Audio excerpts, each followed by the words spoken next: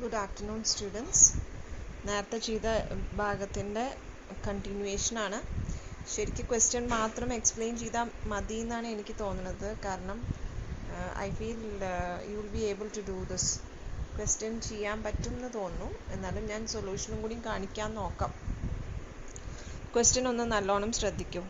In respect of a factory, the following figures have been obtained for the year 2014. 2014 details തന്നിരിക്കുന്നത്.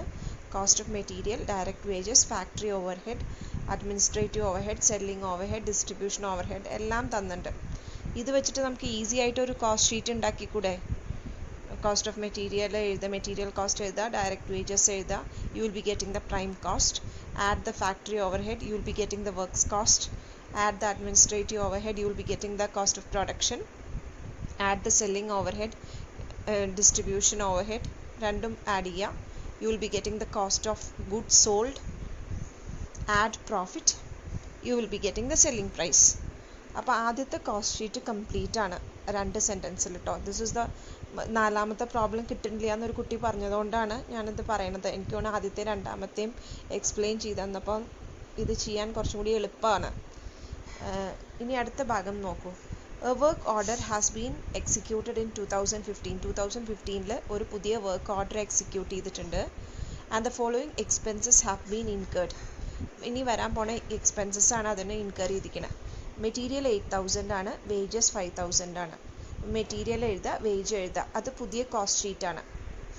Assuming that in 2015 the rate of factory overhead has increased by 20%, factory overhead 20% കൂടിയിട്ടുണ്ട്. Distribution overheads have gone down by 10%. Distribution overheads 10% കുറഞ്ഞിട്ടുണ്ട്. And selling and administration overheads have each gone up by 12.5%. അത് രണ്ടും 12% കൂടിയിരിക്കുകയാണ്. പക്ഷെ അത് 12% കൂടിയിരിക്കുക എന്നേ പറഞ്ഞിട്ടുള്ളൂ. എന്തിൻ്റെ മുകളിലാണ് അത് കാൽക്കുലേറ്റ് ചെയ്യേണ്ടതെന്നുള്ളത് അടുത്ത സെൻറ്റൻസിലാട്ടോ പറയണത്. At what price should the product be sold so as to earn the same rate of profit on the selling price as in 2014. 2014 അതേ റേറ്റ് ഓഫ് പ്രോഫിറ്റ് കിട്ടാനാണെങ്കിൽ എത്ര രൂപയ്ക്കാണ് ആ പ്രോഡക്റ്റ് വിൽക്കേണ്ടത് എന്നാണ് ക്വസ്റ്റ്യൻ. അതിൻ്റെ അടിയിൽ എഴുതിയ ചെറിയ സെൻറ്റൻസ് വിട്ട് കളയരുത്. It is very important. Factory overhead is based on direct wages. നമ്മൾ ആദ്യത്തെ പ്രോബ്ലത്തിൽ ഒരു ബേസിസ് പഠിച്ചു. അതേപോലെ ഇവിടെ പറയുന്നുണ്ട് ഫാക്ടറി ഓവർഹെഡിൻ്റെ ബേസ് ഡയറക്റ്റ് വേജ് ആണ്. അപ്പോൾ എങ്ങനെ നമ്മൾ കാൽക്കുലേറ്റ് ചെയ്യുക? ഫാക്ടറി ഓവർഹെഡ് കാൽക്കുലേറ്റ് ചെയ്യണമെങ്കിൽ divided by direct wages. Factory overhead divided by, അപ്പോൾ ആദ്യത്തെ കോസ്റ്റ് ഷീറ്റിൻ്റെ ഫാക്ടറി ഓവർഹെഡ് എത്രയും നോക്കാം, 3 ലക്ഷമാണ്. That 3 lakh divided by direct wages into 100. അപ്പോൾ നമുക്ക് പെർസെൻറ്റേജ് കിട്ടും. ആ പെർസെൻറ്റേജ് ആണ് ഇവിടെ അപ്ലൈ ചെയ്യേണ്ടത്. While all other overheads are based on factory cost. ബാക്കി എല്ലാ ഓവർഹെഡ്സും ഫാക്ടറി കോസ്റ്റ് ആണ്. ഫാക്ടറി കോസ്റ്റ് എന്ന് പറഞ്ഞാൽ ഒരിക്കലും ഫാക്ടറി ഓവർഹെഡ് അല്ല, വർക്ക്സ് കോസ്റ്റിനെയാണ് നമ്മൾ ഫാക്ടറി കോസ്റ്റ് എന്ന് പറയുന്നത്. Clear? Add factory overhead. Factory overhead add ചെയ്ത് കഴിഞ്ഞാൽ നമുക്ക് കിട്ടുന്ന സാധനത്തിനെയാണ് നമ്മൾ വർക്ക്സ് കോസ്റ്റ് എന്ന് പറയാം. I hope the question is clear to you. നമുക്ക് ആൻസറിലേക്ക് പോവാം. കാരണം ആ ഒരു ബേസിസ് നിങ്ങൾക്ക് ഒന്നും കൂടി ക്ലിയർ ആവേണ്ടതുണ്ട്. അതുകൊണ്ട് ആ ആൻസറും കൂടി ഞാൻ പറഞ്ഞുതരാം. ആദ്യത്തെ പാർട്ട് എനിക്ക് തോന്നുന്ന ഒരു സംശയം ഉണ്ടാവില്ല. കാരണം ആദ്യത്തെ ഫസ്റ്റ് 2014 എല്ലാം വെച്ചിട്ട് നമ്മൾ പ്രോഫിറ്റും സെയിലും ഒക്കെ കാൽക്കുലേറ്റ് ചെയ്തു. Selling, distribution, factory overhead, works cost ഒക്കെ ഉണ്ട്. രണ്ടാമത്തെ പാർട്ടിലേക്ക് പോവാണ്.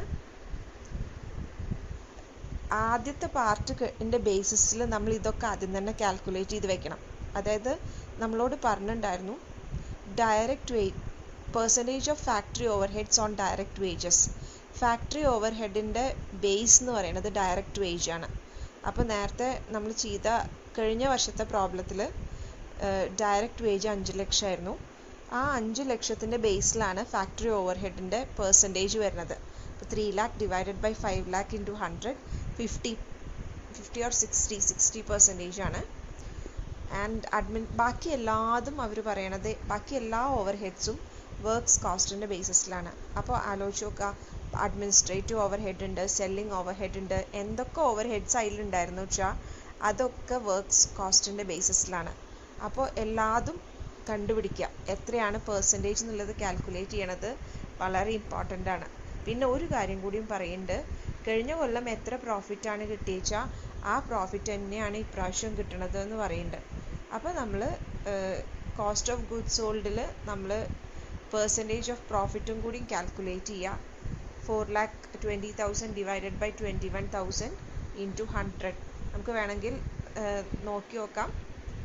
4,20,000 divided by 21,000 cost of goods സോൾഡിൻ്റെ മുകളിൽ തന്നെ കാൽക്കുലേറ്റ് ചെയ്യുക. 4,20,000 ആണ് പ്രോഫിറ്റ്, ഈ 21 lakhs ആണ് കോസ്റ്റ് ഓഫ് ഗുഡ്സ് സോൾഡ്. എത്രയാ പെർസെൻറ്റേജ് കാൽക്കുലേറ്റ് ചെയ്യുക. അപ്പോൾ അടുത്ത പ്രോബ്ലം ചെയ്യുമ്പോൾ നമുക്ക് കൺഫ്യൂഷൻ ഉണ്ടാവില്ല.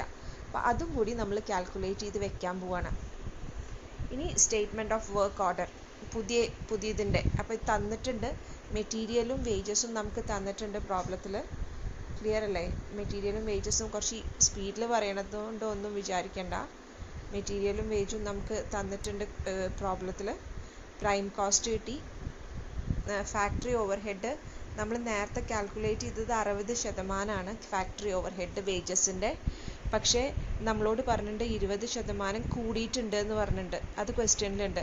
അപ്പോൾ നേരത്തെ കാൽക്കുലേറ്റ് ചെയ്ത് 60% ആണ് വേജസിൻ്റെ, ഇപ്പോൾ 20% കൂടിയും കൂടിയിട്ടുണ്ട്, അതായത് ടോട്ടൽ 72%. അപ്പോഴും ഒരു കാര്യം ആലോചിക്കണം, ബേസിസും മാറുന്നില്ല.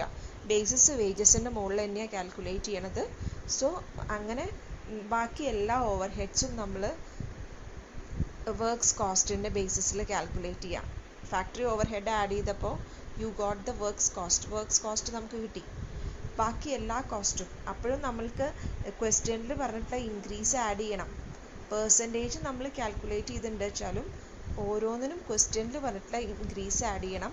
എന്നിട്ട് ആ ഇൻക്രീസ് വർക്ക്സ് കോസ്റ്റിൻ്റെ ബേസിസിൽ കാൽക്കുലേറ്റ് ചെയ്യാം. ഇത്രയും കഴിഞ്ഞാൽ നമുക്ക് കോസ്റ്റ് ഓഫ് സെയിൽസ് കിട്ടും.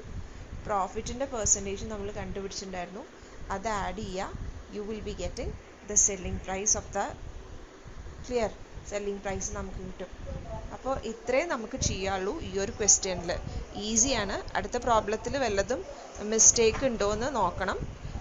പിന്നെ കിട്ടുന്നില്ല പ്രോബ്ലം വെച്ചാൽ പറയണം. മൂന്നാമത്തെ ഇല്ലസ്ട്രേഷൻ ഞാൻ മനഃപൂർവ്വം ചെയ്യാതിരുന്നതാണ്, കാരണം അത് ആർക്ക് വേണമെങ്കിലും ചെയ്യാൻ പറ്റുന്ന പ്രോബ്ലംസ് ആണ്. I think 5 and 6 is also very easy. ഈ ടഫായിട്ടുള്ളൊരു പ്രോബ്ലം അതിൽ ആ ഭാഗത്ത് ഞാൻ കണ്ടില്ല. ആദ്യത്തെ 2-3 പ്രോബ്ലം ചെയ്യുമ്പോൾ നിങ്ങൾക്ക് ഇങ്ങനെ പെർ യൂണിറ്റിലേക്ക് മാറ്റാനും ഇനി പിന്നെ 1000 യൂണിറ്റിൻ്റെ കാണാനൊക്കെ ഉള്ളൊരു ബുദ്ധിമുട്ടുകൊണ്ടാണ് നിങ്ങൾക്ക് സംശയം ഉണ്ടായിരുന്നത്. ഇനി ഒന്ന് ചെയ്ത് നോക്കൂ. യൂണിറ്റ് കോസ്റ്റിങ്ങിൻ്റെ ആ പാർട്ട് ചെയ്യാൻ കിട്ടുന്നില്ലെങ്കിൽ ദയവ് ഇത് എന്നോട് പറയണം കേട്ടോ. So take care, bye bye.